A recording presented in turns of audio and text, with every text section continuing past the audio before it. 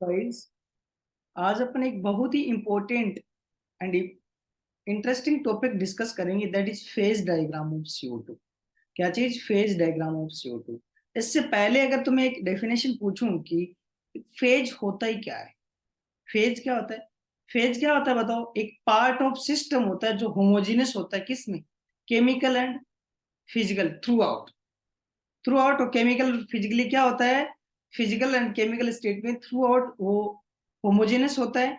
And वो separate होता है दूसरी फेज से, किससे? डेफिनेट बाउंड्री के साथ, that is separated by a definite boundary. वो दूसरी फेज के साथ क्या होता है? डेफिनेट बाउंड्री के साथ सेपरेट होता है।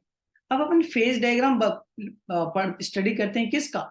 CO2 का। तो CO2 का फेज डायग्राम क्या आता है कि कुछ इस तरह से आता है, ठीक है। ये क्या होता है? ट्रिपल पॉइंट होता है। ये पॉइंट कौन सा होता है बताओ? Triple point.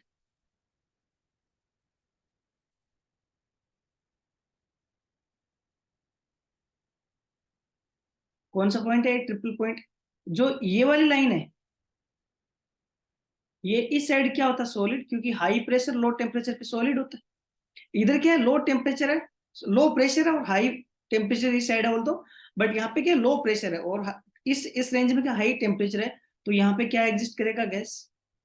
और इस रीजन में क्या है?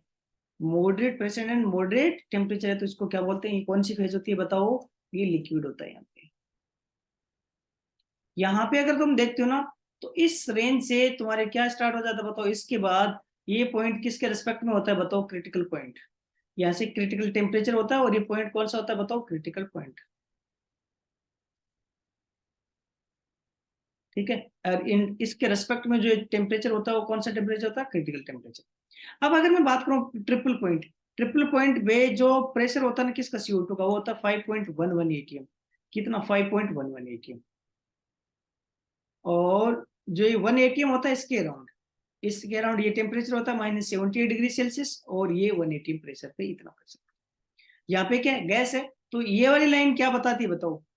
ये वाली लाइन क्या बताती है? गैस, सॉलिड एंड गैस के बीच में इक्विलिब्रियम।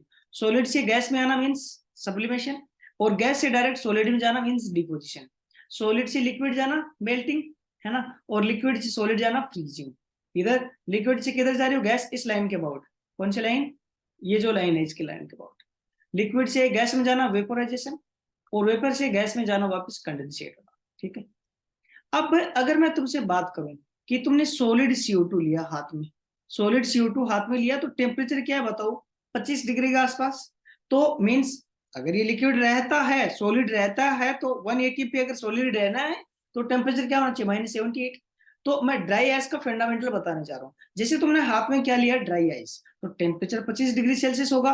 अब तुम्हें पता है तो सॉलिड है, तो उसकी नेचर किस में जाएगी? लिक्विड होने में। बट वो लिक्विड में जाएगा नहीं, क्यों? लिक्विड को एग्जिस्ट करने के लिए मिनिमम प्रेशर कितना होना चाहिए बताओ? 5 ATM। 5 ATM के बाद ही इसी रेंज में क्या है तुम्हारे पास? लिक्विड है। मीन्स CO2 डायरेक्ट लिक्विड में नहीं जाएगा। CO2 डायरेक्ट किस में जाएगा बताओ? गैस में सब्लिमेशन होगा। इसलिए उसको ड्राई आइस बोलते हैं। जिसे हाथ में लोगे तो तुम्हें क्या होगा? कोल्ड फील होगा। Okay, so this is a diagram of CO2, phase diagram of CO2।